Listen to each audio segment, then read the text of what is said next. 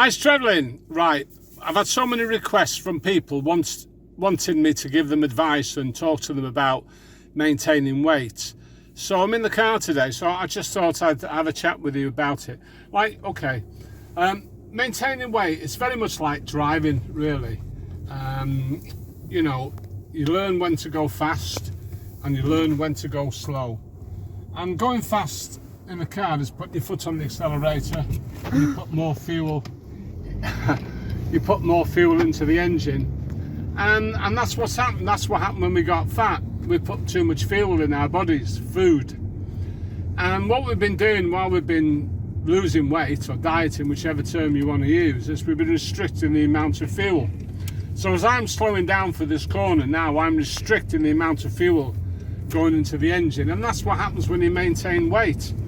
So there are two ways of doing it. The fuel that got us fat in the first place was all the carbohydrates we ate, the cakes, the pies, the biscuits, the bread, the rice, the chips, burgers, all that lovely food, I'll tell you. Anyway, it wasn't that lovely, was it? Because it did us a lot of harm. But that's the fuel that got us fat. And what we've learned to do while we've been losing weight is to restrict that fuel and start using the fuel from our bodies rather than the fuel that we've been putting into our mouths. And so coming back to maintaining weight, I'm trying to keep my speed now below 30 miles an hour. So I've got my speedo down here and I keep looking at it. And if I'm going too fast, I take my foot off the gas, which is like eating less food or reducing your carbohydrates. Another way of maintaining your weight or stopping you losing weight, if I can use that as a term, is to eat more fat, because that's why we say don't put fat on your plate, because it will stall your weight loss. So when you're in weight maintenance mode, you can afford to have that big lump of cheese on your plate or that avocado, and because it will stall you losing weight. Now you could put some carbs on your plate and that'll put your weight on, but the whole point of keeping a journal and weighing yourself every day is like me looking at my speedo now. I keep looking down to make sure that I'm not going too fast and I'm maintaining my weight. So the journal is all about knowing the food that you've eaten that's helped you to lose weight and the times when you've slipped up. And as we said, I've fallen off the wagon or whatever it is that we've done. Had some crisps last night, or I had some cake, or I had some chips, pasta, biscuits. It was somebody's party. I had some beer. You know, if you weighed yourself the next day, you'll see that your weight has gone up. And so that's what weight maintenance is all about. It's really all about knowing which foods you eat in order to lose weight, or which foods you avoid eating, and which foods you've eaten which has caused your weight loss to stall. So I'm not going to go into individual items of food here, but what I'll do is I'll carry on this conversation in a different way, and I'll give you some facts and figures to go with it. So I just wanted to do this while I was driving. I just thought you'd enjoy it. Okay, see you in a minute. Bye. I'm back in the room, so to say.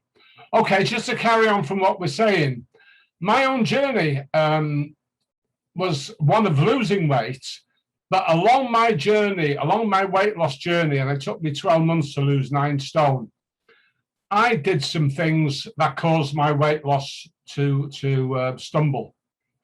And one of the biggest things that I found affected my weight loss was the fact that I was eating fat. Now, you hear me saying this all the time, and that's what makes the local loafer diet so different to your standard keto diet with all that fat, because you've got fat on your body, and I figured that out.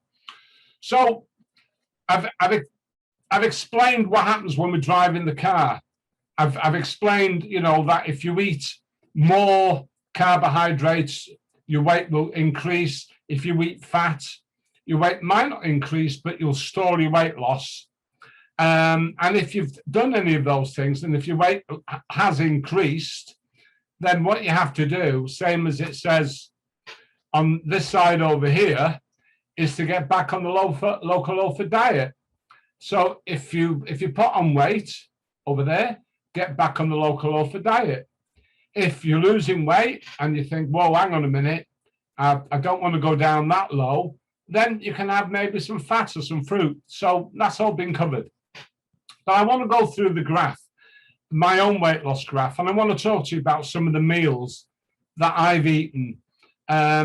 So I don't share my maintenance program on the local loafer group because everybody is not interested in maintaining the weight.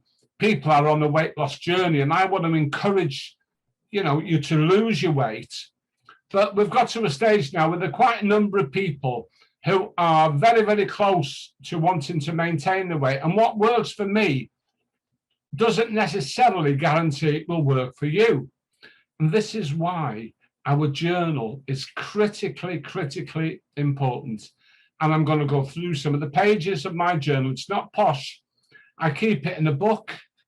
It's a handwritten book. I mean, this contains a lot of information that I use in my day-to-day life. So I don't do scrap papers lying around. I write it in the book so that if I need to refer to something, it's in the book. But that's by the by. So I'm going to go through some of the screens, some of the pictures I've taken out in the book. But I want to go through my weight loss graph with you. And you can see how I've managed to maintain my weight within reasonable bounds for well over now 16 months. Okay? This is my weight loss chart. And I've done this on Google Sheets. So when it says indulged here, that's when I've really eaten something that I shouldn't have eaten. And as you can see, my weight loss stalled. I put £2 on there. Here I didn't have a meal, that's like an extended fast. And I lost £3, but then I indulged and I put £4 on. So, it's showing ups and downs where I indulged. So I'm not being perfect. I'm still losing weight. There's my weight there, £158. So that was down on the 18th of March 2020. And since then, you can see I've more or less kept it level. So I know what it's like to be in weight maintenance. This red line here, this is my weight loss.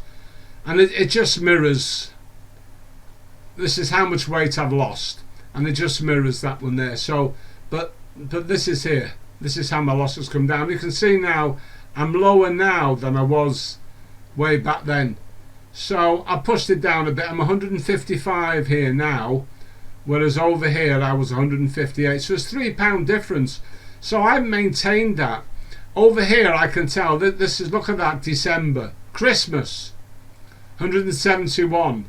But since Christmas, 171 there, I'm down to 155. That's still £20 loss. The most important thing in my weight loss journey was my journal. Now, I used to keep it on my phone, so here's a few snapshots of my journal taken from the phone. But these days, I just put it in the book because, space on the phone is precious to me because I use it for videoing and other stuff like that. So I've taken some extracts from my book here, which has got other stuff in it. But you can see what I've eaten, and I just write it down. There's nothing smart or clever about it. Where I put down later, pepperoni, that's if maybe about 9:30, 10 o'clock I was feeling hungry, I just have something. I'll say it again, I'm on weight maintenance. I'm not losing weight, but having said that, if I put weight on, then I go back on the local loafer diet. And I keep it very, very tight with what I do. Very, very tight. Look at my weight there, way back in February is 11 stone 5 1/4. And I wanted to get down from that. On January, 11 stone 7. And if we're looking back here on the 31st of January, of the 20th of January, 12 stone, and so it's easy for weight to creep up. So you've got to keep on top of it. So please be encouraged. Please let me encourage you to stick with what works. Don't panic. If you're not losing weight, look in your journal, see what it is that you've done. One of our members found that drinking Diet Coke stalled his weight loss. like I say, it's starting to stall now. But like you've said in your presentations, your videos, and that, you have to find out what works for you. And I found that I can't drink diet drinks because that doesn't work for me. It makes me all water, and it makes me stall quite significantly. So it's just trial and error, and just trying things and moving things. And like you said, I never even recorded anything. I didn't post anything. I've started to keep a diary now, but only just. I must admit, and that does help because I can look back through it. I never did that before. So again, I am fairly new into this, only 3 months, but willing to learn. You've always got something to learn, and I'm not bored of it. I just want to carry on doing it, and I won't never go back to that lifestyle that I had before. So when he goes into weight maintenance, he'll probably drink Diet Coke because he knows it's going to affect his weight. But if your weight starts to increase, then you go on the local loafer diet. If you're losing more than you want to lose over here, then you can afford to introduce a few carbohydrates. So weight maintenance, it's what works for you. So please be encouraged. It's not about being irresponsible. Keeping this journal going for me is critical.